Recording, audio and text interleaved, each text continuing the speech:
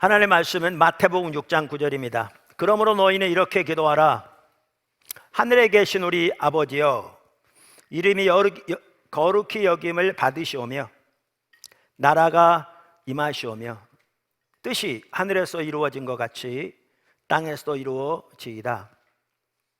오늘 우리에게 일용할 양식을 주시옵고 우리가 우리에게 죄 지은 자를 사하여 준 것 같이 우리 죄를 사하여 주시옵고 우리를 시험에 들게 하지 마시옵고 다만 악에서 구하시옵소서.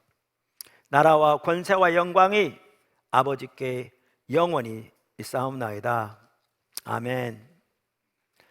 하나님께서 우리를 선교적 교회로 강력하게 인도하고 계십니다.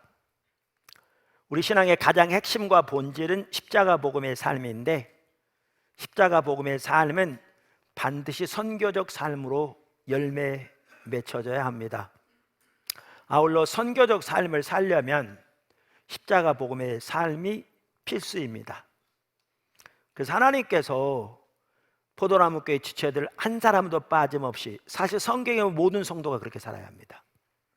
한 사람도 빠짐없이 모두가 십자가 복음의 삶을 실제로 살고 자라나고 열매 맺도록, 그리고 다른 사람들을 그리로 세울 수 있도록 인도하고 계십니다.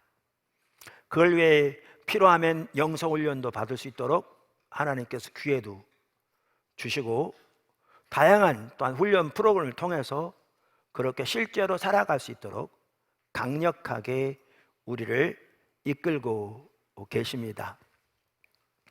포도나무교회 지역 초소가 국내에도 몇 군데 있는데 해외에도 몇 군데 있거든요. 그 중에 대표적으로 한 군데가 밴쿠버 초소인데 하나님께서 귀하게 일하고 계시고요. 북아주 초소에서도 숫자는 작지만 참 귀하게 일하고 계시고요.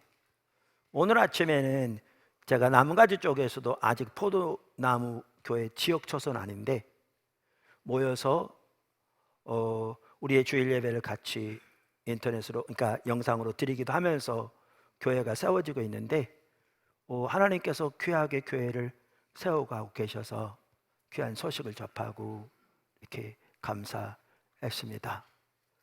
그런데 말씀드린 대로 우리 모두가 한 사람도 빠짐없이 십자가 복음의 삶을 살기를 추구하고 배우고 자라나고 열매 맺어야 합니다. 그렇게 많은 성도들이 살기를 추구하면서 아까 말씀드린 대로 정말 국내외 여러 곳에서 하나님이 참 귀하게 일하고 계신 것 같습니다. 학교건 가정이건 개인의 삶이건 들려오는 소식이 너무나 아름답습니다. 하나님께 감사를 드립니다. 그러면서 성경을 통해, 말씀 묵상을 통해 어떻게 하나님과 더 친밀한 교제 가운데 나갈 뿐 아니라 하나님과 동행하는 삶을 살 것인가 라는 부분들을 지금 시리즈로 주일 아주 살펴보고 있는데요. 말씀 묵상과 기도는 같이 가잖아요. 그러면서 거기에 기도는 어떻게 드려야 할 것인가 라는 부분을 살펴보는 중에 거기서 드려야 할 기도의 여러 가지 요소들이 있는데 그것을 가장 잘 요약하고 있는 기도가 예수님이 우리에게 하라고 말씀하신 주기도문인 거죠. 그래서 지난주부터 주기도문을 우리의 기도의 모델로 삼아서 이렇게 하나님을 찾으며 하나님 앞에 나아가되 어떻게 전체를 담아서 기도할 것인가 라는 것을 지금 살펴보고 있습니다. 지난 시간에 첫 번째 하나님 아버지께 나간다는 것을 기억하라 이렇게 살펴봤고요. 아버지입니다. 그분은 참으로 놀라운 내용이죠. 둘째는 예배함으로 나아가라.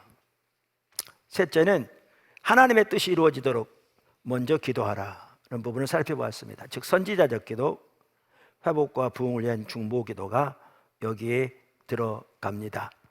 혹시 지난주에 함께하지 못하고 오늘 처음 포도나무 교회를 방문하신 분이 계신다면 지난주 설교 내용은 홈페이지에 올라가 있습니다. 제가 그걸 다시 설명할 수가 없으니까요, 시간적인 이유로. 자, 네 번째, 우리의 일용할 필요를 구하라. 우리의 일용할 필요를 구하라. 그러니까 어떤 사람들은 우리가 하나님의 얼굴을 구하는 삶을 살면 우리의 필요를 구하지 말아야 할 것인가? 라고 질문하는 분이 있습니다. 지난주에도 살펴본 것처럼 하나님의 뜻을 붙들고 하나님의 뜻이 이루어지도록 기도하면, 그러면 내 필요를 위한 기도는 하지 말아야 하는가? 이런 부분에 일부 혼돈이 있습니다. 그러나 그렇지 않습니다. 예수님께서 우리에게 기도하라고 가르쳐 주시면서 11절에 보면 이렇게 말씀하셨습니다. 오늘 우리에게 일용할 양식을 주시옵고. 그러므로 우리의 기도에는 뭐가 포함되는가 하면 우리의 일용할 필요를 위해서 구하는 것이 포함됩니다. 그런데 여기에 우리가 지난주에도 나왔습니다마는 기억할 것이 있습니다. 그게 뭐냐 하면 우리의 필요와 목적과 목표를 위해 그저 줄기차게 도와달라고 구하는 것은 우리가 드리는 마땅히 옳은 기도가 아닙니다.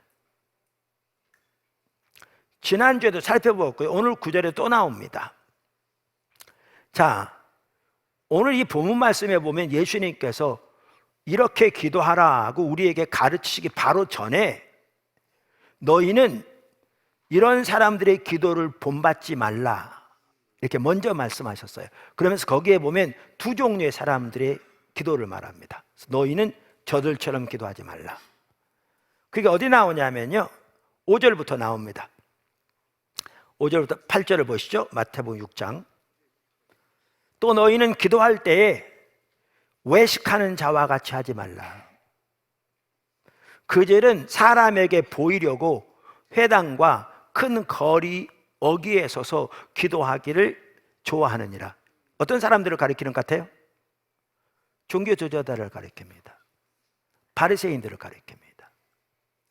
마태복음 23장에 보면 외식하는 서기관들과 바리새인들이여 라고 말씀하시면서 저들의 외식하는 삶을 강력하게 꾸짖고 계신데, 거기에 보면 비슷한 내용이 나옵니다.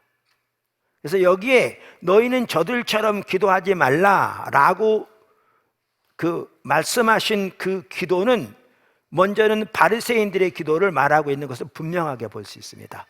그러니까 저들의 기도를 본받지 말라는 말이죠. 그러면서 내가 진실로 너희에게 이르노니 그들은 자기 상을 이미 받았느니라. 6절, 너는 기도할 때에 내 골방에 들어가 문을 닫고 은밀한 중에 계신 내 아버지께 기도하라. 은밀한 중에 보시는 내 아버지께서 갚으시리라. 그 다음에 7절, 또 기도할 때에 이방인과 같이 중언부언하지 말라. 그들은 말을 많이 하여야 들으실 줄 생각하느니라. 그러므로 그들을 본받지 말라. 구하기 전에 너희에게 있어야 할 것을 하나님 너희 아버지께서 아시느니라.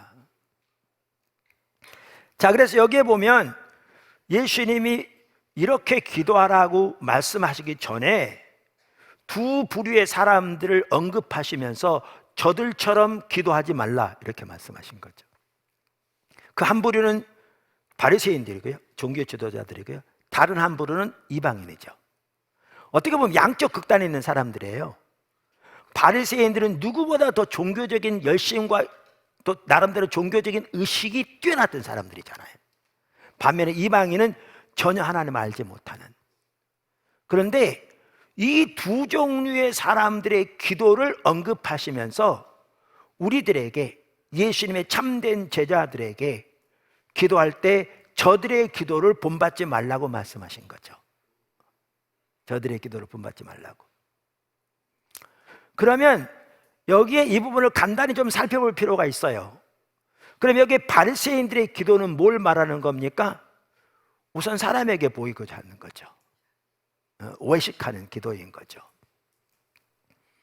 어떤 사람들은 이 구절을 잘못 이해해서 모여서 기도하는 것은 잘못된 것인 것처럼 사람들이 보니까, 그래서 혼자 골방에 들어가서 기도해야만 옳은 기도인 것처럼 그렇게 생각하는 분도 있는데, 그거는 성경 전체적으로 볼 때 옳은 게 아니죠. 왜냐하면 두세 사람이 모여 기도할 때 함께 하겠다고 그랬잖아요. 그리고 초대교회는 교회로 모여서 하나님께 기도했고, 그러니까 그 말은 아닌 거죠. 그러니까 그들이 기도하는 기도가 사람에게 보이고자 하는, 초점이 사람에게 있는 그러한 외식하는 기도를 말하는 거죠. 근데 저는 여기에 더 나아가야 된다고 생각합니다. 여기 대표적 바리새인들의 기도거든요. 그게 뭐냐 하면 의식이 본질을 대체해버리는 기도인 거죠. 그러니까 그 당시 종교 지도자들은 거짓 신앙책에 빠져 있었는데, 거짓 신앙책의 대표적인 모습이 율법주의예요.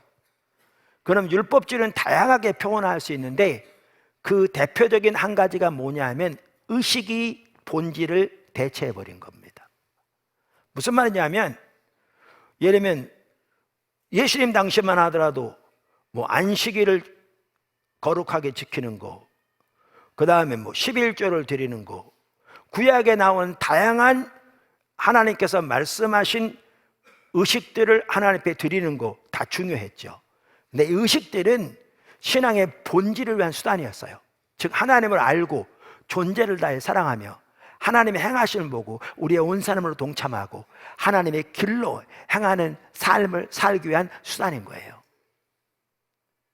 그러니까 이 종교적인 의식들이 하나님 앞에 매우 중요해요. 왜냐하면 이 의식들을 통해서 하나님을 찾고 하나님을 만나고 하나님의 의중을 깨닫고, 그러면서 우리가 이 신앙의 본질이라고 표현하는 이 삶을 살 수 있는 힘을 얻고, 그렇게 더 살 수 있도록 하나님의 은혜를 공급받기 때문에요. 그러니까 하나님 말씀을 연구하고 묵상하는 것만 하더라도 말씀 묵상을 통해서 하나님을 더 알게 되고 하나님의 길을 알게 되고 하나님의 의중을 알게 되고 하나님의 뜻을 알게 되는 것이지요. 그러니까 말씀 묵상 그 자체도 의식이거든요. 본질을 위한. 근데 신앙이 타락하면 어떻게 되냐면 이 의식이 본질을 대체해 버립니다. 다시 말하면 의식 잘하는 그 자체가 신앙생활 잘하는 것으로 바뀌어 버립니다. 이해가. 바리새인이 그랬습니다. 그래서 말씀 묵상만 하더라도, 예를 들면 말씀 묵상하는 그 자체가 하나님을 더욱더 알기를, 그분의 뜻과 의중을 알기를, 그리고 거기 함께 하기를, 그리고 그분의 길을 알아 내 삶에서 하나님의 길로 행하기를 추구하기 위해서 말씀 묵상해야 되는데, 바리새인들은 말씀 묵상 자체가 목적이 된 거죠. 오늘날로 말하면 나는 성경 100독했어. 너는 몇 독했냐? 그것도 묵상이라고 하냐? 예수님께서 그 당시 예루살렘 성전에 들어가셔서 채찍을 만들어 모든 짐승을 쫓아내셨어요. 그리고 동전 바꾼 탁자를 엎어버리셨어요. 그러면서 하시는 말씀이 너희는 내 아버지의 집을 강도의 구렬로 만들었다고 그러셨어요. 자, 예수님이 아직 십자가 전이기 때문에 그 당시 아직 구약시대입니다. 엄격하게. 그리고 성전에서 이 제사가 드려지는 것이 당연히 그 당시 하나님 명령하신 내용입니다. 아직 여전히 구약시대라니까요. 예수님 십자가 지기 전이니까. 문제는 뭔지 아십니까? 이 모든 의식들이 신앙의 본질을 위한 수단인 거죠. 근데 그들은 의식 자체를 행하는 것을 신앙생활 하는 것으로 신앙이 타락해버렸죠. 그래서 하나님을 아는 것만 하더라도 성경적인 지식은 중요하지만 그건 컷과 같고, 하나님과의 교제를 통해 그분의 성품과 의도를, 그분의 목적과 길을 개인적으로 친밀하게 알아 그분을 존재를 내 사랑하고 그분께 온전히 삶을 드리고 그분의 길로 행하는 것이 목표인데, 그것이 하나의 많은 건데, 그들은 말씀드린 대로 외부적인 의식을 향하는 데는 초점이 있었지만 하나님을 전혀 알지 못했고, 그 시대를 향한 하나님의 목적을 전혀 알지 못했고, 그들의 삶은 철저하게 하나님의 길을 떠나 있었던 거죠. 그러니까 이 종교적인 의식만 하더라도 많은 학자들이 그들이 짐승을 파는 게 필요했는데, 왜냐하면 머릿속으로 끌고 올 수 없잖아요. 상처가 나고 그럴 수 있으니까 필요했는데, 학자들이 그들이 이방인의 뜰에서 팔았을 거라고 그렇게 이해합니다. 왜냐하면 예수님이 쫓아내시면서 하신 말씀이 내 아버지의 집은 만민이 기도하는 집이라 그랬거든요. 그럼 보십시오. 하나님이 이스라엘을 택하신 것은 그들이 잘나서가 아닙니다. 가장 약한 나라 중에 하나, 가장 우리를 택하심도 하나님께서 약한 자, 못난 자를, 어리석은 자를 택하셨다고 말한 것처럼 내세울 게 없는 자들, 전적인 하나님의 은혜로 함께 하셔서 이들을 통해 열방 가운데 하나님의 빛을 비춤으로 열방이 그들을 통해 하나님께 돌아올 수 있도록 제사장 나라로 택하셨거든요. 이들을 택하신 목적은 이들 자신을 위한 게 아니라 열방을 위한 거였어요. 그런데 하나님과의 관계가 올바르지 못하니까 하나님의 택하신 목적부터 시작해서 자기중심적이 되어버려서 자기들의 소명을 망각한 채 우월의식만 하늘을 찌르고 영적인 교만만 하늘을 찌른 채 열방을 향한, 이방을 향한 하나님의 마음은 이만큼도 없는, 오히려 열방을 섬기기 위해서 하나님께서 그들을 택하셨는데 그들은 열방을 향한 자리는 없는 채 오히려 열방을 개처럼 무시하고 우월감만 하늘을 찌르는, 이렇게 하나님을 떠나 있는 상태에 있었죠. 뿐만 아니라 예수님께서 그들을 이렇게 그 짐승을 쫓아내시면서 내 아버지의 집을 강도의 구렬로 만들었다고 말한 것, 말씀하신 것을 보아도 알 수 있듯이, 여러분 인천국제공항 같은 데 가면요, 거기 면세점 혹은 식당도 다른 데보다 비쌉니다. 근데 독점이잖아요. 손님들이 몰려오잖아요. 여러분 거기서 짐승을 파는 게 얼마나 독점이었습니까? 수입이 많았겠죠. 근데 이게 제사장들과 결탁되어 있던 걸 볼 수 있어요. 하나님께 드리는 제사가 자기 뱃속 채우는 수단이 되어 있는 거죠. 그러니까 주님이 너희는 내 아버지의 집을 강도의 구렬로 만들었다고 그랬죠. 제가 뭐 얘기하려고 그러느냐, 삶은 철저히 하나님의 법을 버린 채, 의식이 본질을 대체해버린 채 하나님께 드리는 이 기도, 너희는 저들처럼 되지 마라, 이렇게 말씀하신 거예요.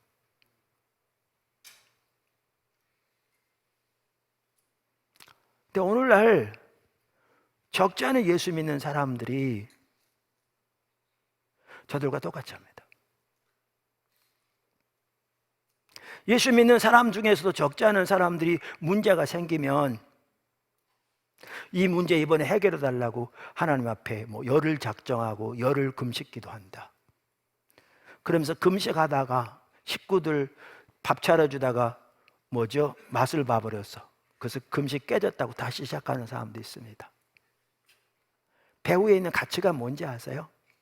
하나님을 알고 존재를 다하고 존재를 다해 하나님을 사랑하고 하나님의 길로 행하며 하나님의 목적에 온 사람으로 동참해 주님의 뜻이 이루어지도록 주와 동행하는 삶을 추구하는 데는 전혀 관심이 없고, 자기 목적, 자기 목표를 위해 살아가면서 살아가는 삶의 방식은 세상의 방식대로 살아가면서, 그래서 하나님은 자기 목적을 위한 수단에 불과한 삶을 살아가면서 어려운 일이 닥치고 문제가 생기고 기도 제목이 생기면 다시 금식이나 작정 기도처럼 종교적인 의식을 행함으로 이 공로로 자기가 원하는, 자기에게 필요한 응답을 하나님께로부터 받으려고 하는 거죠. 이게 정확하게 바리새인들이 했던 기도입니다. 그런 사람 너무너무 많습니다.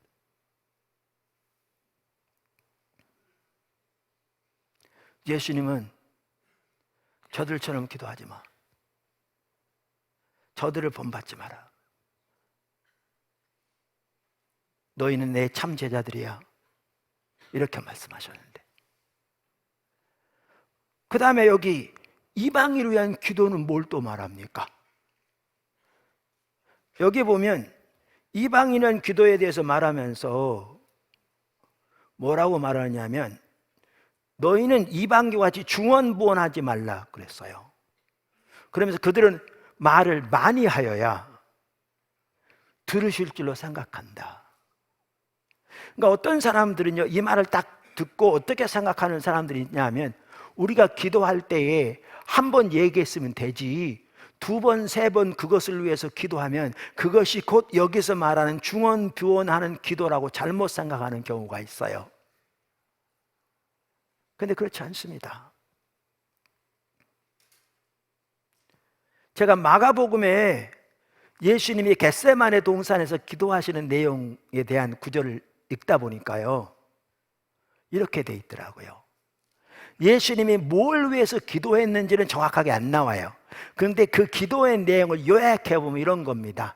하나님, 아버지, 하나님은 모든 것이 가능하시잖아요.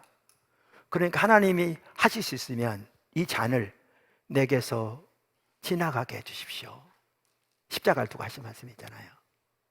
그런데 내 뜻대로 마시고 아버지의 뜻대로 하옵소서. 자, 이렇게 기도했어요. 얼마 동안 기도했냐면 1시간 동안쯤 기도했다고 돼 있어요. 그러면서 1시간 동안쯤 기도하고 이렇게 와서 보니까 베드로, 요한, 야고보 모두 졸고 있어요. 그래서 예수님이 1시간도 깨어있지 못하더냐, 깨어서 시험에 들지 않도록 기도하라 그러신 거예요. 물론 9제자는 더 멀리 떨어져 있었고요. 그리고 가서 또 1시간 동안 기도하셨어요. 이렇게 3번을 기도하셨어요. 그럼 여기도 보아도 예수님이 한 번만 딱 그렇게 말하시고 안 하신 게 아니라 1시간 동안 집중적으로 같은 내용으로 기도하신 걸 볼 수 있거든요. 그것도 3번이나 3시간 동안. 예수님이 강청하신 기도를 우리에게 하라고 말씀하셨잖아요. 강청하신 기도의 내용이 뭐예요? 예를 들었는데 그 중에 하나가 과부의 예잖아요. 그 당시엔 사회적으로 과부는 힘이 없는 사람이었거든요. 그러니까 재판관인데 불의한 재판관이에요. 정의롭지 못해. 그래서 과부가 옳은데도 불구하고 사회적으로 나약한 자니까 그의 말을 안 들어주는 거예요. 그러니까 과부가 그 재판관에게 매일 가서 아뢰는 거죠. 그랬더니 그 재판관이 그 과부의 강청함을 인하여 들어줬다고 그러잖아요. 그럼 이걸 보면 그만큼 하나님 앞에 강청하는 기도를 드리라고 한 거잖아요. 물론 이 경우도 중요한 게 있습니다. 여기에 보면 2군데 다 강청하는 기도 예가 2가지가 나오거든요. 예가 하나는 지금 과부 예고, 다른 하나가 뭐죠? 동네에 손님이 왔는데 그 손님을 대접할 음식이 떨어져서 옆에 있는 이웃 친구에게 가서 음식을 달라고 요청하는. 그랬더니 친구가 뭐라고 그랬어요? 우리 애하고 함께 잠자리 들었으니 못 주겠다 라고 말하는. 그런데 이 친구가 계속해서 문을 두드리면서 요청했더니 친구로서는 안 들어줄 텐데 강청하는 것으로 인해 들어줬다고. 이게 2번째 예잖아요. 2가지 예잖아요. 근데 이 2경우 모두 제가 여러 번 설교했습니다마는 다 옳은 경우입니다. 무슨 말이냐면 과부의 경우에도 과부가 옳은 케이스를 말하는 거고요. 근데 재판관이 안 들어준 거죠. 2번째는 그 당시에 유대 사회에는 한 집에 손님이 오면 이 집의 손님뿐만 아니라 이 마을 전체 손님으로 받아들여지고 있었대요. 그 시대 관습 문화적으로. 그러니까 옆에 있는 친구는 당연히 음식을 주는 게 당연히 그 시대 관습상 해야 할 의무 중에 하나였어요. 근데 여러분 중에 자기 의무이기도 하고 친구인데 밤중에 잠들었다고 나 못 주겠다고 하는 사람이 있어요? 없죠. 예수님이 왜 이 예를 든 줄 아세요? 사람 중에서는 가장 나쁜 사람이 예를 든 거예요. 뭐 하기 위해서? 하나님과 대조하기 위해서. 아니, 세상에 이런 사람 누가 있겠냐? 근데 그런 자라도 친구 때문에는 안 들어줄지 몰라도 강청하면 들어주는데, 하물며 이게 이제 대조입니다. 하늘에 계신 너희 아버지께서 구하는 자에게 주시지 않겠느냐. 근데 여기에 보면 둘 다 옳은 케이스예요. 그저 줄기차게 자기 피로 자기 목적 이루어달라고 구하는 기도를 말하는 게 아니고요, 옳은 케이스예요. 그래서 구약의 학자만 하더라도 이사야 62장에 그 하나님의 뜻을 붙들고 밤낮으로 쉬지 않고, 지난주에도 살펴본 하나님께 그 약속을 상기시키며 기도하는 그 기도를 신약에 강청하는 기도의 하나의 그 구약적인 모델이라고 말해요. 모델이라고 말해요. 그럼 이 경우에 보더라도 한 번 기도하고 마른 게 아니었거든요. 강청하는 기도였거든요. 자, 그러면 여기에 말하는 이방인과 같이 중언부언하지 말라, 말을 많이 하여야 하나 들으실 줄을 생각한다. 이 말은 무슨 말인가? 그 말을 이해하려면요, 그 다음 절을 보시면 알아요. 마태복음 6장 31절. 이렇게 말하죠. 그러므로 염려하여 이르기를 무엇을 먹을까, 무엇을 마실까, 무엇을 입을까 하지 말라. 이는 다 이방인들이 구하는 것이라. 이방인들이 추구하는 것이라. 너희 하늘 아버지께서 이 모든 것이 너희에게 있어야 할 줄을 아시느니라. 그런즉 너희는 먼저 그의 나라와 그의 의를 구하라. 그리하면 이 모든 것을 너희에게 더하시리라. 그러면 이 구절을 보면 이방인들의 기도가, 여기 중언부언하는 기도가 무엇인가를 금방 알 수 있습니다.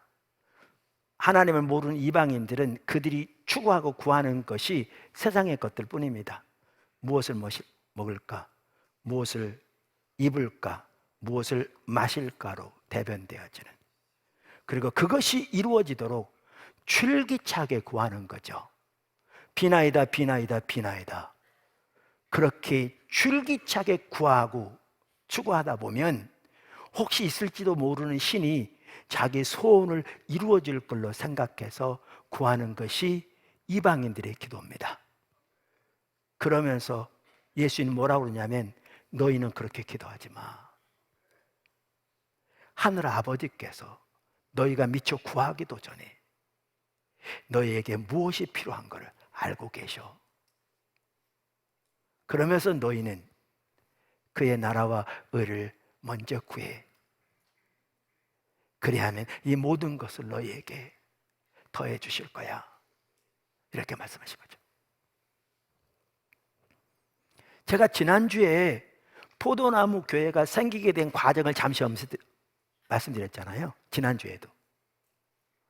첫 번째 교회를 개척하고 있을 때 하나님께서 저를 하나님의 얼굴을 구하는 사람으로 돌이켜 주시고, 하나님을 아는 것만이 유일한 목표와 목적된 집중적으로 하나님을 찾는 가운데 그분의 비전을 보이시고 주도하시면서 앞서가기 시작하셨거든요. 그러면서 그 교회 가운데 세우기를 원하셨던 것이 지난주에 살펴본 회복과 부흥을 위한 중보기도였어요. 근데 처음에는 성도들이 그렇게 기도한다는 거 오더라고요. 근데 그 다음부터 안 오더라고요. 안 올 뿐만 아니라 전화에 대고 수근수근 하면서 자꾸 비판하고 판단하고 후욕하는 게 느껴져요. 그리고 하나님 참 안 기뻐하시더라고요.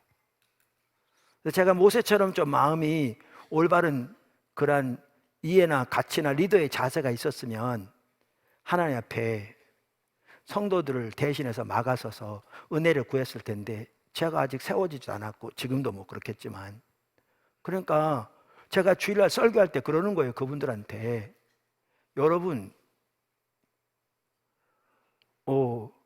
여러분들이 기도에 안 나올 뿐만 아니라 그 기도하는 내용이 거리가 나하고 너무 멀다, 뭐 이런 식으로 비판하고 판단하는 거 하나님 정말 안 기뻐하십니다.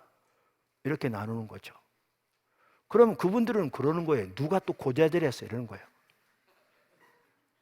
저는 누가 고자질한 게 아니라 기도만 하면 하나님이 안 기뻐하시더라고요. 그들의 자세를.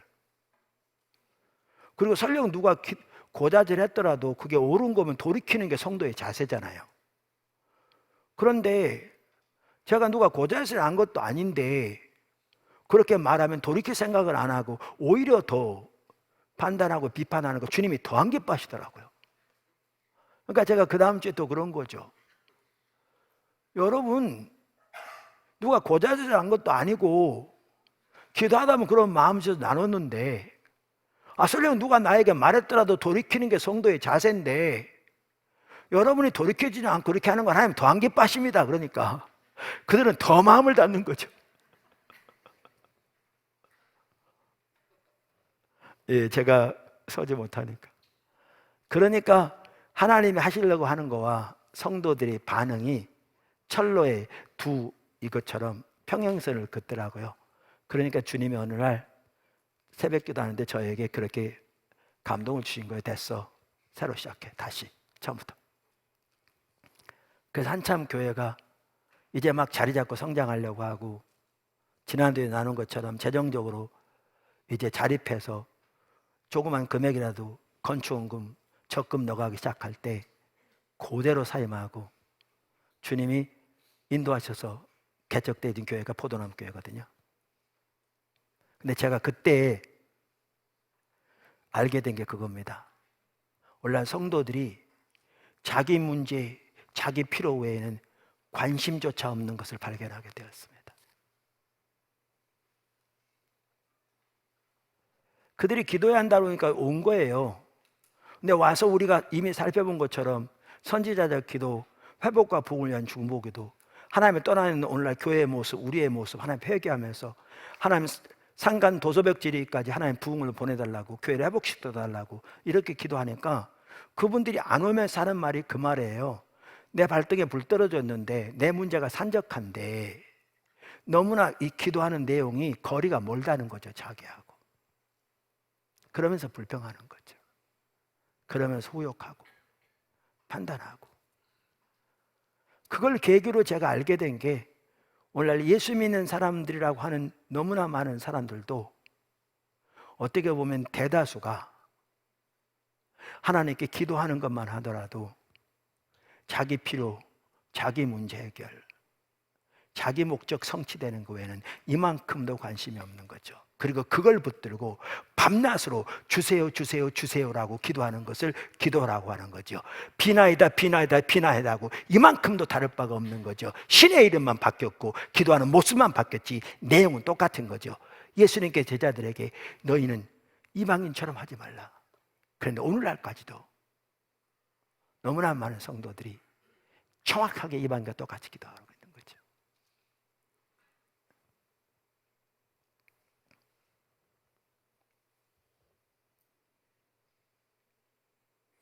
자, 그러면 이와 같이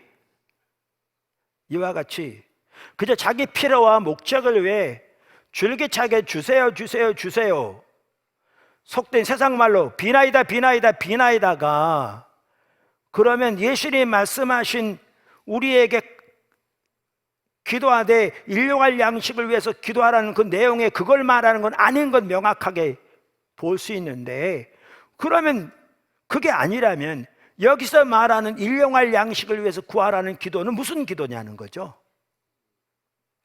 우리는 지금 말씀드린 그런 기도가 아니라도요, 예수님께서 말씀하신 대로 우리의 일용할 양식을 위한, 일용할 필요를 위한 기도의 자리가 있습니다.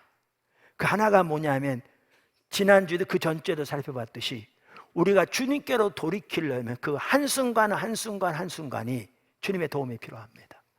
우리가 주님의 인도를 따라가려면 그 한순간 한순간 한순간이 주님의 도움과 은혜가 필요합니다. 그러니까 주 앞에 기도하는 거죠. 예수님 보세요. 예수님은 항상 아버지의 뜻이 이루어지기를 위해서 기꺼이 삶을 드린 분이잖아요. 잘 아시죠? 예수님이 예루살렘에 올라가실 때 제자들에게 뭐라고 말씀하셨냐면, 올라가서 예수님이 종교 지도자들에게 넘겨질 것이고 그들이 예수님을 십자가에 못 박을 것이라고 이미 말씀하셨어요. 여러분 성경 보세요. 이미 예수님이 이렇게 말씀하셨어요.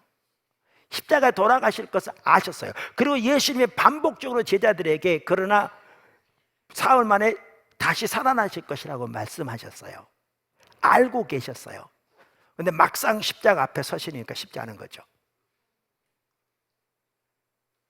쉽지 않은 거죠. 예수님은 온전한 하나님이시되 온전한 인간으로 오셨잖아요. 그러니까 기도하는 거예요. 성경에 뭐 얼마나 간절하게 기도했든지 땀방울이 핏방울이 되도록. 그러니까 우리가 너무나 고민하면 이게 실핏줄 터지는 거잖아요. 그런 것처럼 하나님 앞에 부르짖은 거죠. 아까 말한 대로. 예수님이 아버지의 뜻을 따라 가시는데 하나님의 뜻을 따라 갈 때 주님의 도움이 절실하게 필요한 거예요. 예수님도 그러셨는데 하물며 우리야. 근데 여러분 이거 보세요. 그렇게 3번이나 기도하세요.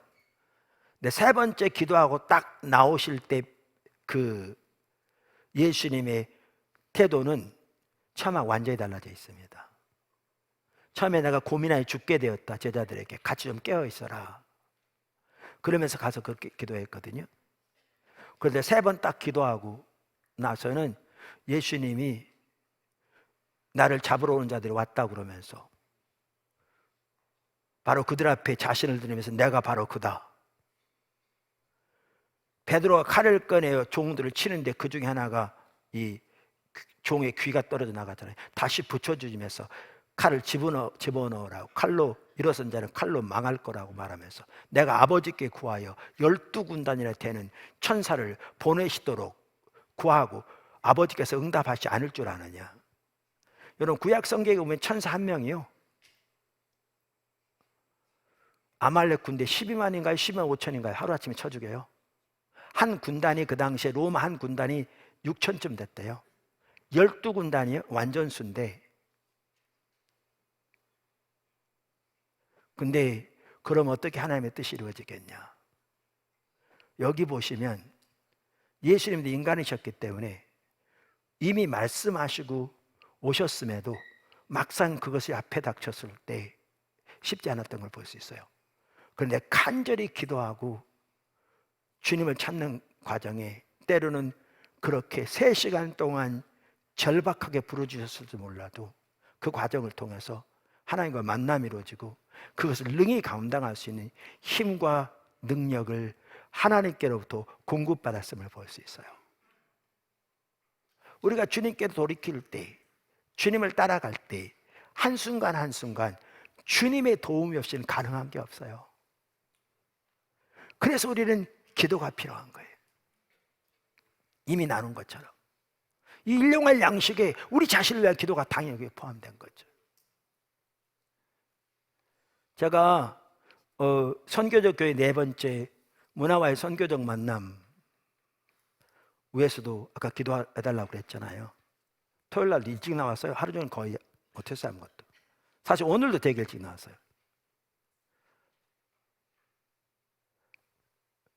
하나님의 도움이 필요해요. 순간순간. 그래서 여기 일용할 양식이라고 그럴 때 학자들은, 제가 원어를 안 찾아봐서 모르는데 일부에서 이렇게 말하거든요. 이 원어가 내일의 양식을 오늘 달라는 거라고. 그래서 어떤 분이 그것을 이렇게 적용하는 분도 있어요. 하늘나라가 완성될 내일의 양식, 그 나라가 이미 임했는데 지금 우리에게 달라고 구하는 기도라고. 뿐만 아니라 이렇게 우리는 주님 따라가려면, 주와 동행하는 삶을 살려면 순간순간 주님의 도움이 필요해서 일용할 필요를 위해서 기도하는 게 당연히 포함되고요. 근데 저는 더 나아가서 우리의 당면한 문제에서에도 이 부분도 적용된다고 생각합니다. 아까 예수님께서 뭐라고 그러셨냐면 그 뭐죠? 이방인들을 본받지 말라고 말하면서 구하기도 전에 너희에게 있어야 할 것을 하늘에 계신 아버지께서 아신다. 그분이 우리 아버지 되시거든요. 아버지. 이미 살펴본 대로 그분은 우리 아버지 되시기 때문에 우리의 필요를 아실 뿐만 아니라 채우시기를 기뻐하세요. 아신다. 그러면서 여기 아까 6장 32절에도 뭐라고 그러냐면 이는 다 이방인들이 구하는 것이라고 그러면서 너희 하늘 아버지께서 이 모든 것이 너희에게 있어야 할 줄을 아시느니라. 그러니까 성경에 보아도 명확하게 이러한 부분을 볼 수 있고요.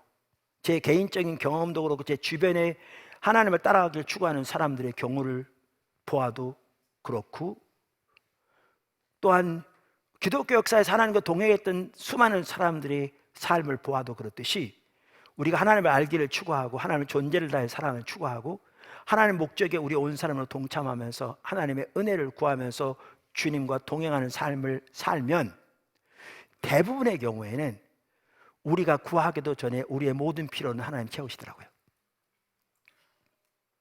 때로 우리 생각하지 않으시고 채우세요. 대부분의 경우에 하나님 말씀하신 그대로. 여러분, 오늘날 반면에 적지 않은 성도들은 하나님에 대해서 어떻게 생각하는 줄 아세요? 말은 그렇게 안 합니다. 근데 그들의 저 생각 속 깊은 곳에는 어떻게 이게 딱 자리 잡고 있느냐면요, 하나님을 12대문 철문 뒤에 숨어 계신 분으로 생각합니다. 그래서 만약에 문제가 생기면 얼마나 또 그 철문 앞에서 도와달라고 부르짖어 기도하면서, 좀 그렇게 표현한다면 손을 두드리면서 기도해서 손이 다 깨지고 머리를 박아서 머리가 터지고 얼마나 또 금식하며 부르짖어야 혹시라도 하나님께서 12대문 철문을 열고 나와서 이거나 받아라 라고 줄지 모르는 그러한 하나님에 대한 인식을 가지고 있는 성도들이 너무너무 많습니다. 말은 그렇게 안 합니다. 근데 실제로 하나님에 대한 그들의 인식이, 성경의 하나님은 우리 아버지로서 우리가 구하기도 전에 우리의 필요를 아신다고 그랬고 쓸 것을 이미 알고 계신다고 그랬는데 하나님에 대한 믿음이 전혀 없는 거죠.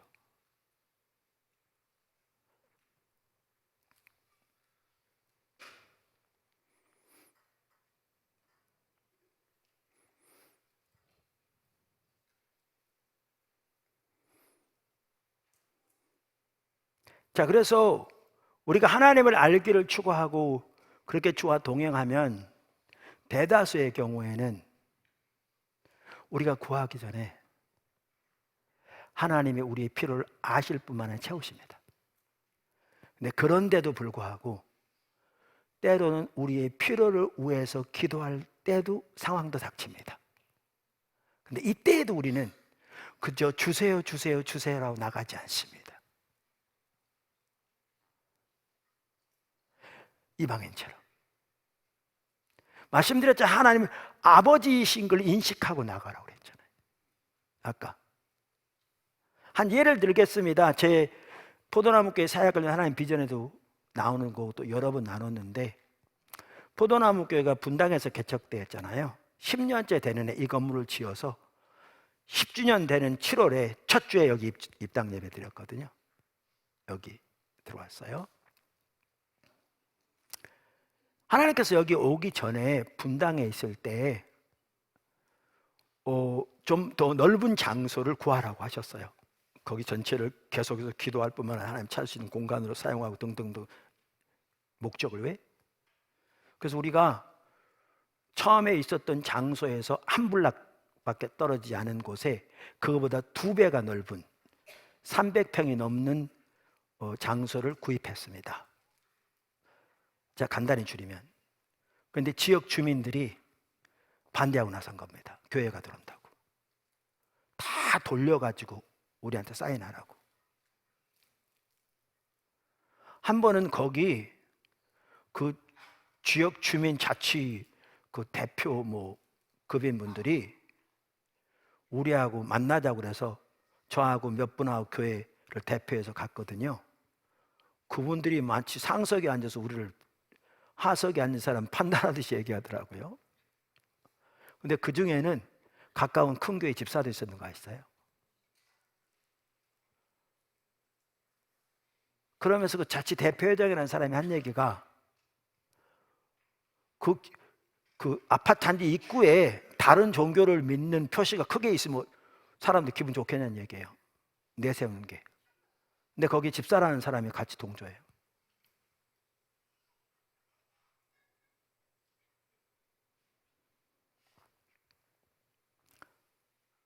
얘기하는 중에 거기 있는 예수 믿는 분하고 우리 팀들하고 하나님에 대해서 어떤 얘기가 나와서 약간 악유가 되려고 그러더라고요. 말다툼 같은 게. 그랬더니 우리 팀들은 딱 입을 다물더라고요. 너무 감사했어요. 안 믿는 사람들 앞에서 하나님의 이름이 조금이라도 부정적으로 비춰진 걸 막기 위해 입을 딱 다물다고. 제가 시키지도 않았는데.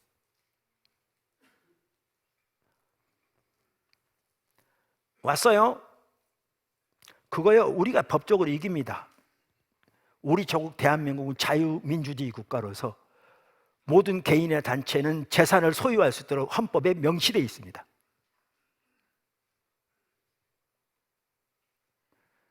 그래서 그들이 매일매일 성남시청으로 전화해서 그거를 교회 용도로 바꾸는 걸 방해한다면 우리는 경기도의 행정심판을 통해서 얼마나 이길 수 있습니다. 왜냐하면 법적으로 하게 돼 있습니다. 시간은 걸릴지 모르지만 그들이 그러면 변호사를 타서 대법원까지 가려고 준비하고 있다면 우리는 대법원 가도 이깁니다. 대한민국에는 자유민주주의 국가이기 때문에 이기게 돼 있습니다. 그런데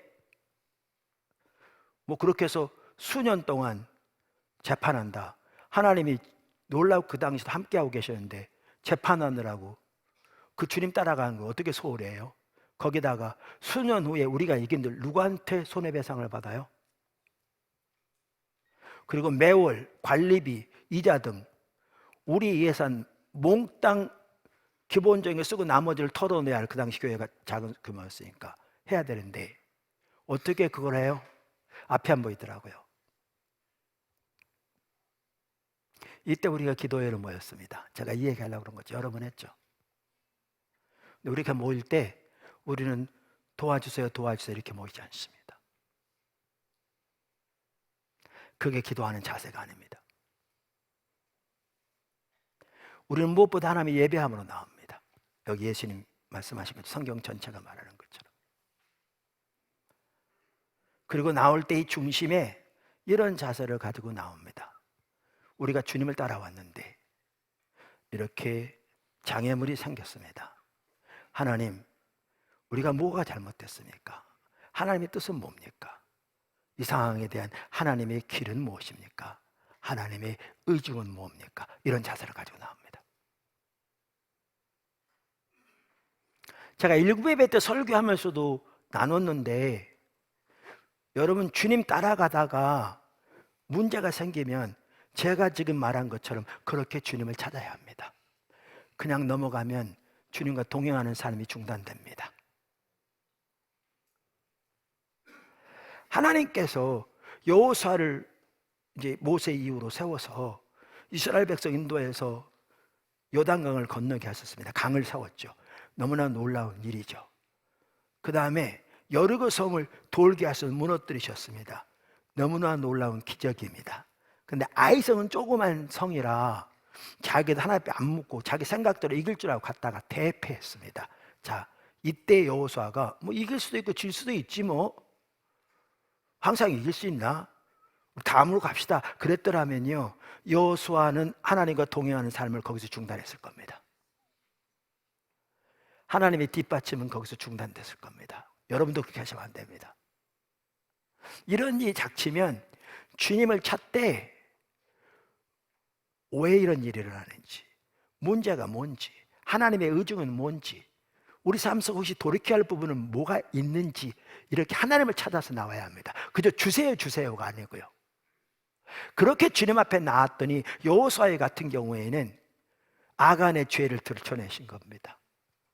여리고는 하나님께 이제 바쳐졌다. 그래서 거기에 있는 것을 아무것도 손대지 못하게 돼 있는데 아간과 그의 식구들이 노획물을 착취한 거죠. 아무도 몰랐죠. 하나님은 아셨죠.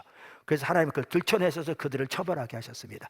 그리고 나서 하나님 다시 인도해 가시면서 이번에는 자기 생각대로가 아니라 작은 성이지만 철저하게 하나님의 인도를 따라 모든 군대를 다 동원해서 갈 때 함락했습니다. 여러분, 주님을 따라가면서 이렇게 어려움이 당긴 문제가 생기면 주님을 찾아야 합니다. 우리가 분명히 주님의 인도를 따라서 갔는데 이런 어려움이 닥친 겁니다. 앞이 안 보이는 거죠. 앞이 안 보이는 거죠. 근데 저 당시에 기도할 때 참 쉽지 않았는데요. 기도만 하면 하나님이 저에게 주신 감동은 그거였습니다. 괜한 얘기 꺼냈나 보다. 감동은 아무도 너를 당할 자 없으리라 그랬는데 현실은 그랬습니다.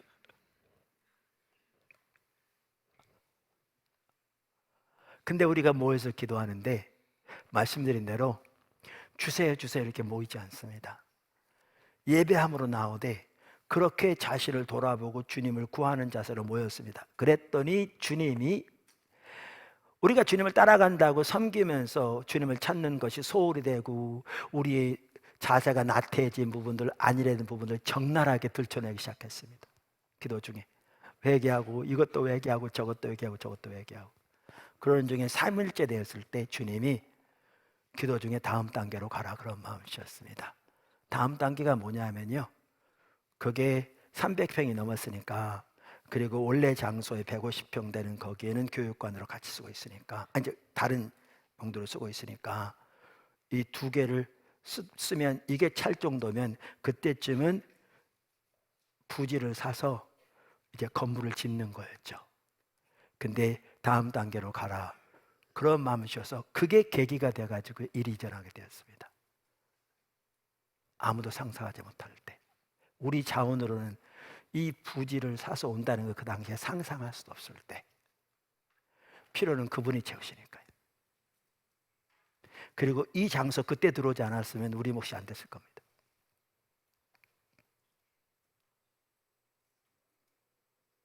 그러니까 우리에게 일용할 양식을 주옵시고, 이 말은 우리의 일용할 필요를 구하되 그저 자기 필요와 목적을 위해 줄기차게 주세요 주세요 주세요 구하는 것을 말하는 게 아닙니다. 성경 전체적으로 보면 명확하고요. 예수님이 이 구절에서도 이방인처럼 그렇게 하지 말라고 그랬습니다. 강청한 기도만 하더라도 하나님의 뜻을 붙들고 그 하나님의 뜻이 이루어지도록 구하는 게 강청하는 기도입니다. 이사야 62 기도. 그러면서 주님은 이 세상에서 악한 사람들의 극단을 예를 들면서 대조적으로 하물며 그런 사람도 응답하는데 하물며 하늘에 계신 너희 아버지께서 구하는 그 기도 응답하지 않겠냐 라고 말씀하신 겁니다. 그래서 여기에서 구하는 기도는 이렇게 하나님께 돌이키는 모든 과정, 또 하나님과 동행하는 모든 과정에 우리는 순간순간 그분의 도움이 없이는 그 삶을 사는 게 가능하지 않기에 하나님 앞에 일용할 양식을 지속적으로 구하는 기도를 의미하고요. 더 나아가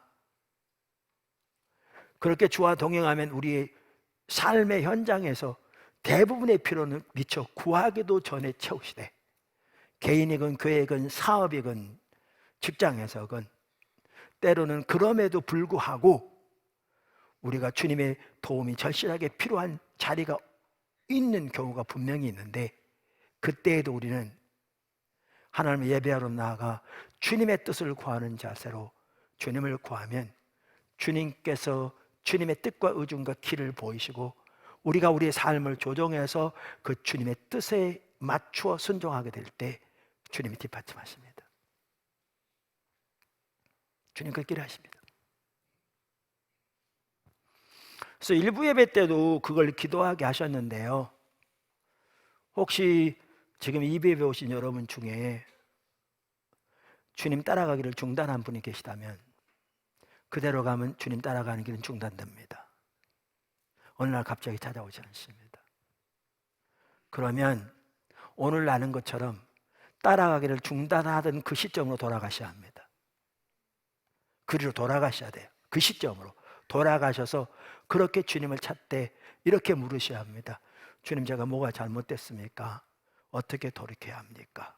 사무엘이 엘리 제사장의 조언을 받아서 하나님이 찾아오셨을 때 종이 듣사오니 말씀하옵소서라는 자세로 주님의 뜻을 알기를 구하고 그 뜻을 알면 순종하고 자세로 엎드렸을 때 주님이 인도해 가신 것처럼 그렇게 주 앞에 서면 주님이 주님의 의중을 알리실 겁니다. 그럼 그거에 맞춰 삶을 조정하고 회개할 부분 회개하고 돌이킬 부분 돌이키고 이렇게 나가면 주님이 다시 앞서가기 시작합니다. 그러면서 주와 동행하는 삶이 다시 지속되는 것입니다. 그렇게 되기를 주님으로 축원합니다. 다섯 번째, 관계를 돌아보며 기도한다. 그러니까 우리의 일용한 필요를 위해서 당연히 기도하는데요. 그 이후로 또 기도할 게 뭐냐 하면 관계를 돌아보며 기도하는 겁니다. 제가 말씀드린 게 예수님의 기도를 보면, 예수님이 우리에게 가르쳐 주신 기도를 보면 기도가 종합 세트처럼 하나님의 뜻을 붙들고 기도하는 선지자들 기도부터 시작해서 우리가 기도할 내용이 전체적으로 다 들어있더라고요. 그래서 이게 가장 좋은 모델 같아요. 이 전체를 한꺼번에 볼 수 있는 종합 세트처럼 그 하나하나의 의미는 우리가 좀 더 이해할 필요가 있어서 지금 세 번째 주, 네 번째 주인가 지금 살펴보고 있는 거고요. 그 중에 하나가 뭐냐면 관계를 돌아보며 기도하는 겁니다. 예수님이 6장 12절에 이렇게 말씀하셨어요. 또 우리가 우리에게 죄 지은 자를 사하여 준 것 같이 우리 죄를 사하여 주시옵고. 물론 우리 하나님 앞에 나갈 때 회개하며 나가야 합니다. 당연히. 초대교회 때부터 지금까지 내려오는 기도의 모델 중에 하나가 X 모델이라는 기도입니다. 많은 분들이 얘기하듯이 그 A는 영어 지금 첫 글자들인데 A는 adoration, 경배, 고요. C는 confession, 회개고요. T는 thanksgiving, 감사고요. S는 supplication, 간구죠.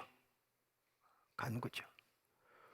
그래서 우리가 하나님 앞에 나갈 때 당연히 회개함으로 나가죠.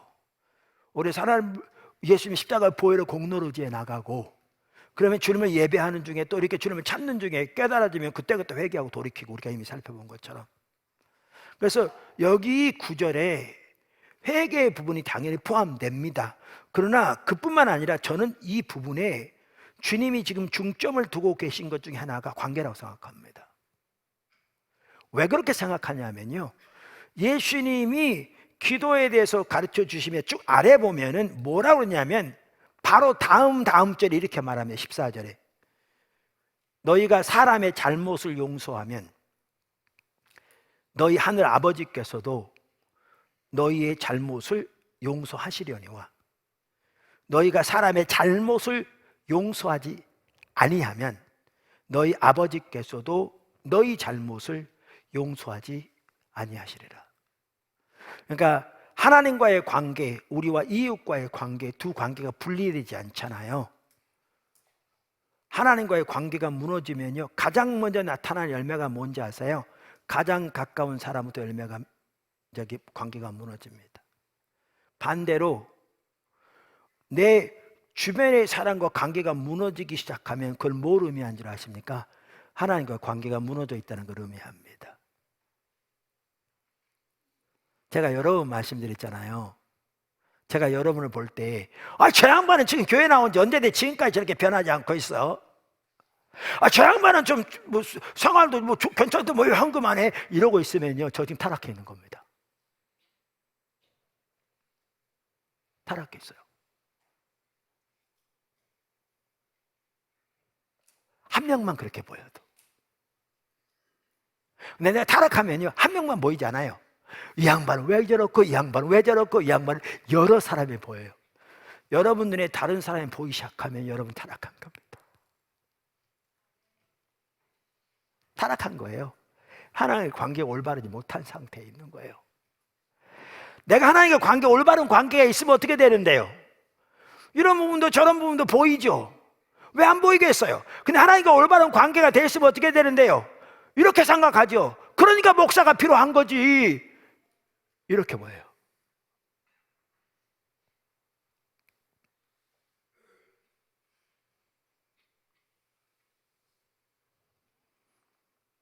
그리고 아까도 말한 대로 하나님과의 관계가 올바르지 못하면요, 가장 가까운 사람부터 관계가 무너지기 시작합니다. 남편과 아내, 부모와 자식.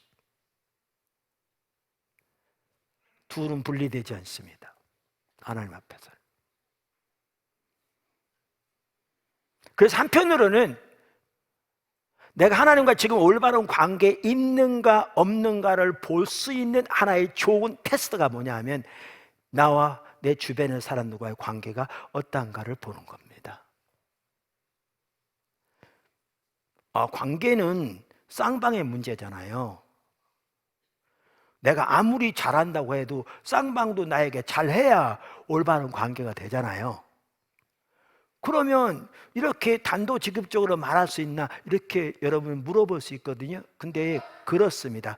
왜 그러냐면요, 상대방이 아무리 내게 잘못해도 내가 하나님과 올바른 관계가 있으면 나는 하나님께 맡기고 하나님으로 인하여 기쁨과 만족과 삶의 소망과 희망과 힘을 얻으면서 그분은 주님께 맡기고 그분께 내가 할 수 있는 부분은 신실하게 하면서 나는 주님 따라갈 수 있습니다. 근데 하나님과의 나와의 관계가 무너지면 이게 안 됩니다.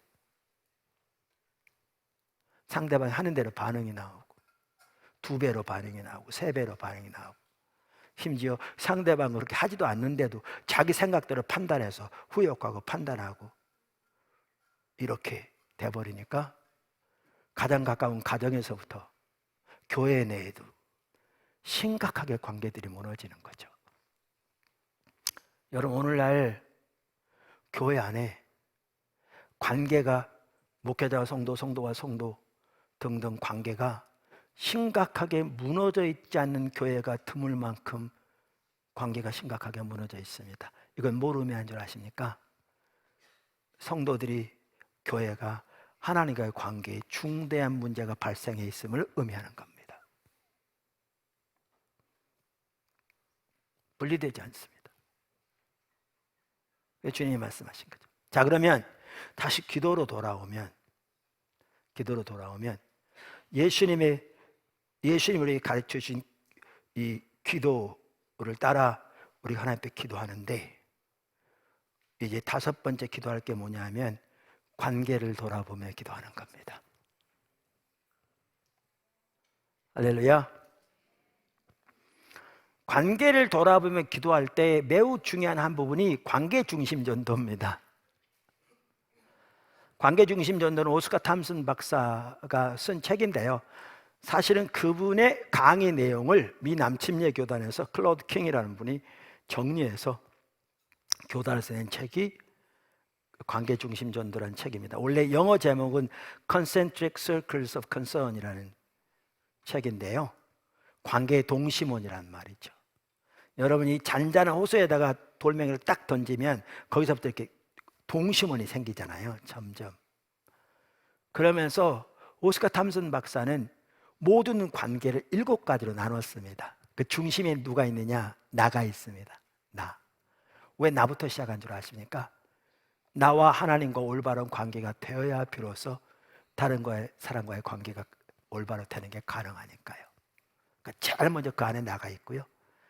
거기서부터 이제 점점 가장 가까운 가족부터, 가족, 저기 나오죠. 친척, 친한 친구, 이웃과 직장 동료, 아는 사람, X라는 사람, 하나님이 우연히 만나게 하신 사람까지.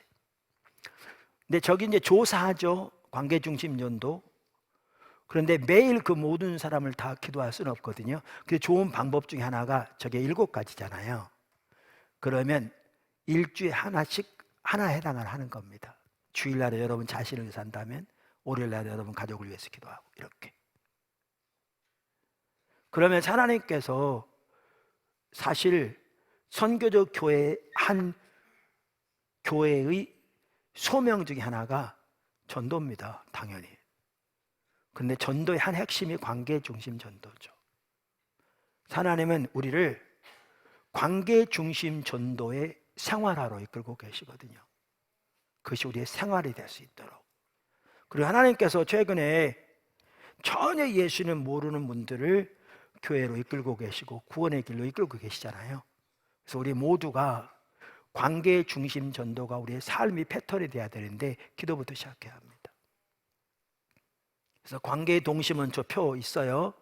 다 가지고 계실 거고 가져가셔서 성경책 끼워 다니든지 하시되 이렇게 관계의 동심원에 있는 사람들을 축복하고 기도할 뿐만 아니라 여기서 어떻게 한다고? 관계를 돌아보며 기도하는 거죠.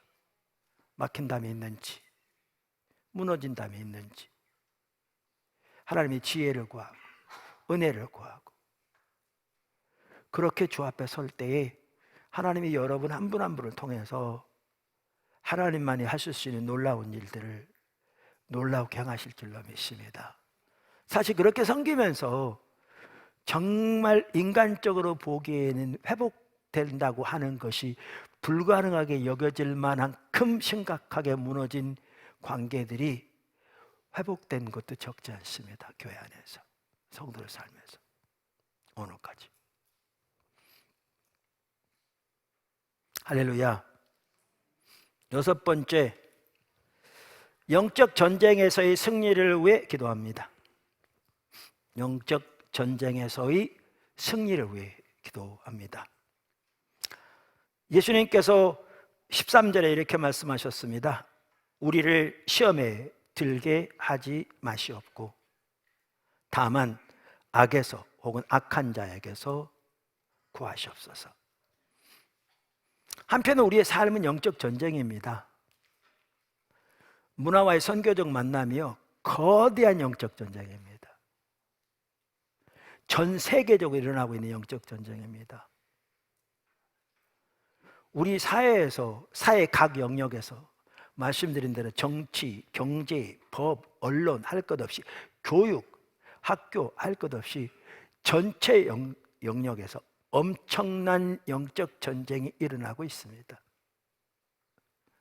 성경은 사탄을 이 세상의 임금이라고 공중의 권세 잡은 자라고 표현하고 있기도 합니다.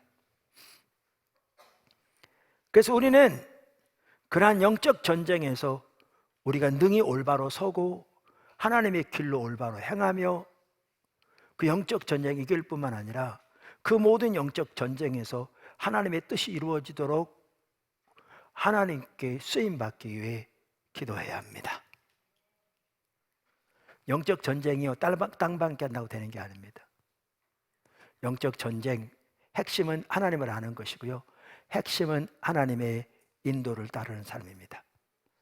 제가 번역한 한 책에서 트리니티 신학대학원 교수가 그렇게 얘기를 했더라고요.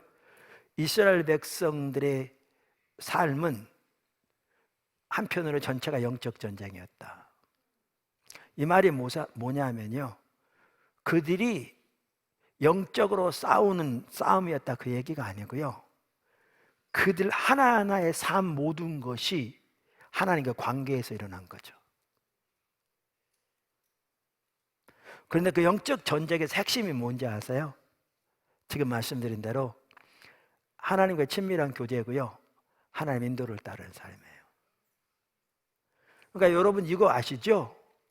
광야에서 한 40년 동안 사실 보세요. 그 아라비아 반도 얼마 넓지도 않아요. 물론 한편 넘지만 40년 동안 산다고 생각해 보세요. 얼마 넓지 않아요.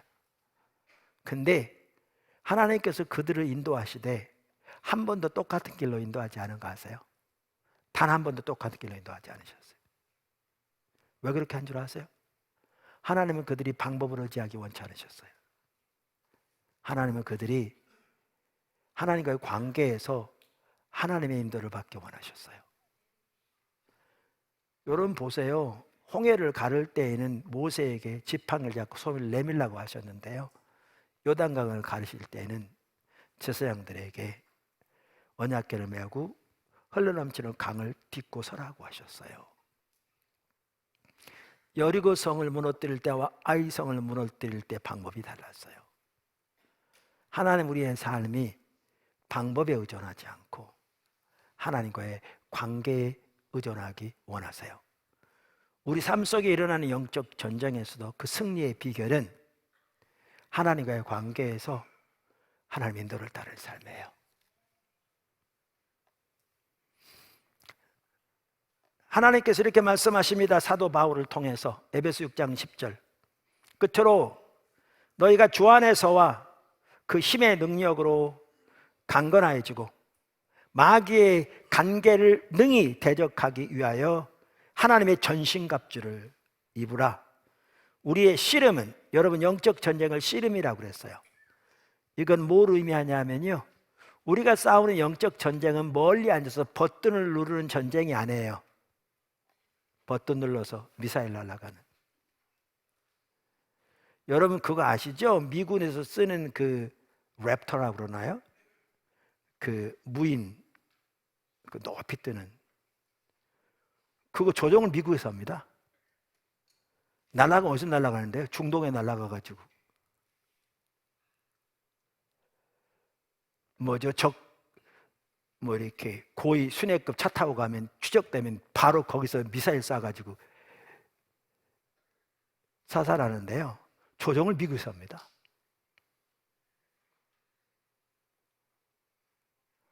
근데 우리의 영적 전쟁은 그렇게 하는 게 아니에요.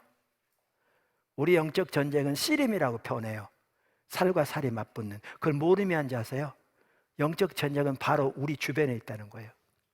날마다 삶 속에 살과 살이 맞붙어 싸우는 것처럼.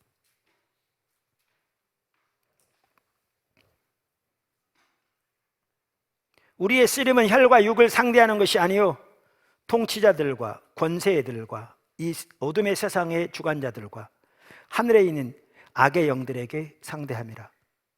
그러므로 하나님의 전신갑주를 취하라. 이는 악한 날에 너희가 능히 대적하고 모든 일을 행한 후에 서기 위함이라.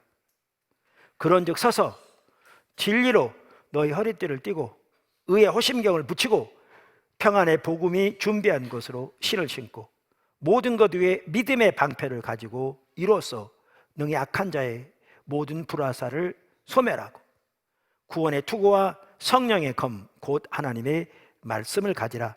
모든 기도와 간구를 하되 항상 성령 안에서 기도하고 이를 위하여 깨어 구하기를 항상 힘쓰며 여러 성도를 위하여 구하라.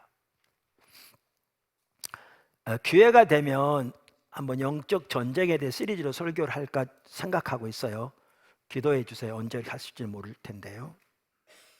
주님이 인도하시리라고 믿습니다. 그래서 영적 전쟁에서의 승리를 위한 기도, 사실 영적 전쟁과 관련해서 아주 좋은 책 중에 하나가 더치 쉿즈라는 분이 쓴 하늘과 땅을 움직이는 중보기도라는 책이 있어요. 거기에 보면 하나님의 인도를 따라서 어떻게 이렇게 순종하면서 하나님께서 어떻게 놀라운 일들을 이루어 가시는가를 볼 수 있는 좋은 책인 것 같더라고요. 참조하시면 좋겠습니다. 7번째, 우리의 기도는 예배로 시작해서 다시 예배로 끝납니다. 그래서 예수님께서 이렇게 말씀하시죠. 나라와 권세와 영광이 아버지께 영원히 있사옵나이다. 아멘. 우리의 예배는, 우리의 기도는 예배로 시작해서 예배로 끝납니다. 2주간에 걸쳐 살펴봤는데 우리가 하나님과 동행하는 삶, 그래서 말씀 묵상을 통해 하나님과의 친밀한 교제까지 나갈 뿐만 아니라 하나님과 동행하는 삶 가운데 서야 되는데 여기엔 당연히 기도가 포함되죠. 그런데 우리가 어떻게 기도할 것인가? 이뿐만 아니라 우리가 이 땅에 살아가면 사랑의 교제할 뿐만 아니라 하나님의 의중과 뜻을 깨닫고 또 순종하는 모든 과정에 기도가 필요한데 어떻게 기도할 것인가? 또 우리가 하나님의 얼굴을 구하는 삶을 살아야 한다고 그러는데 그럼 우리는 어떻게 기도할 것인가? 또 하나님의 뜻을 붙잡고 기도하는 선지자의 기도를 얘기하는데 그러면 우리의 필요를 위한 기도는 어디에 있는가 등 수많은 사람들이 기도에 대해서 많이 혼동하고 있는 것 같더라고요. 그러다 보니까 일부에서는 그저 자기의 필요한 목적을 위해 주세요 주세요 주세요라고 구하는 걸 기도로 이해한 이방인처럼 이러한 또 잘못을 범하기도 하고요. 또 바리새인들처럼 종교적인 의식으로 본질을 대체해버린 그 의식을 가지고, 그러니까 실제로 율법주의인 거죠. 자기의 노력 의지해서 그 공로로 하나님께로부터 자기가 원하는 응답을 받고자 하는, 전혀 신앙이 아닌, 이렇게 빠져버리기도 하는. 그러면서 이 종합적인 것을 어떻게 기도할 것인가를 아주 잘 말씀하신 분이 예수님이시더라고요. 이 주기도문으로 보면 이 전체가 다 들어있어요. 그것도 매우 옳은 순서대로 쫙. 그래서 여러분들이 주기도문 다 압니다. 모르면 누가 있습니까? 이 7가지로 지금 나눠 설명드렸는데 이것을 분명하게 인식하고 이것이 여러분의 기도의 패턴이 되어지면 종합 세트로 전체를 담을 뿐만 아니라 올바른 이해를 가지고 주님과 기도로 교통하면서 주님과 동행하는 삶 가운데 놀랍게 자라날 줄로 믿습니다. 그렇게 자라나고 주님을 여러분 삶 속에 경험하고 또 하나님 나라를 위해서도 귀하게 쓰임받고 영적으로도 귀하게 성장하는 여러분 모두가 되기를 주님의 이름으로 축원합니다. 기도하겠습니다. 하나님 아버지,